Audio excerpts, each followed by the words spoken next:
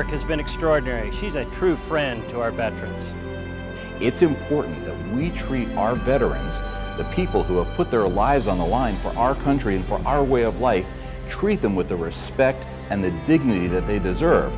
They're also a unique situation because many, and in fact most of them, have spent time, have shed blood perhaps for our country, have put their lives on the line, have gotten into that warrior mentality that we require of them, and then they come back here, many of them having certain issues, societal issues, maybe psychological issues. These are things that can be addressed in a special court. We call it Veterans Court, and I am very pleased with what Angela has done, very impressed with how she is treating our veterans. Well, Veterans Treatment Court was created by Florida statute and is designed to help veterans who have been honorably discharged get treatment for any illnesses that they may still manifest. But Angela Corey brought Veterans Court to me. It's the same thing that they would have done in Veterans Court with me. I mean, a strenuous year-long program of, structure. Right now, currently, 1 out of 22 veterans commit suicide daily.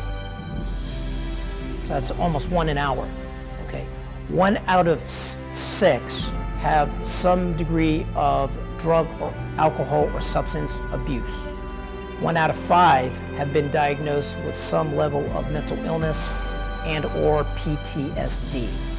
We even had a case recently in Jacksonville, Duval County, the 4th Circuit, where a highly decorated veteran who had earned a Purple Heart, serving abroad, shed blood for us, a service member was facing some serious charges, and the state attorney there, Angela Corey, looked at the case, analyzed it in the totality of circumstances, and she decided, using her discretion, her extrajudicial authority as the state attorney there, decided that this case deserved special consideration, and the case was deferred.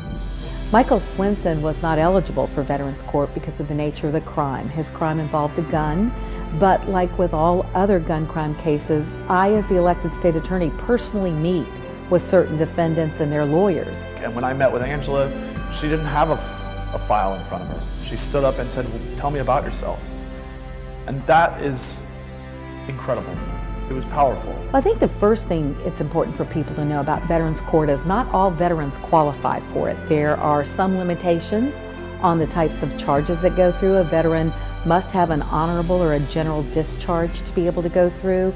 But as with all cases, whether it applies to veterans or not, the state attorney's office has a lot of discretion that we're able to exercise in looking at mitigation. And part of the entire aspect of Veterans Court is looking at the mitigation of the illnesses and the ramifications of, for example, alcoholism, drug abuse, some of the things that come possibly as a result of the service that the veteran has given to our country. Because the overall philosophy of the court is one of treatment. It's one of identifying problems, diagnosing it, using the whole of community approach, marshaling our resources to include the VA to provide the necessary treatment and therapies to the veteran, get him or her successfully rehabilitated, and then get them reintegrated back into the community.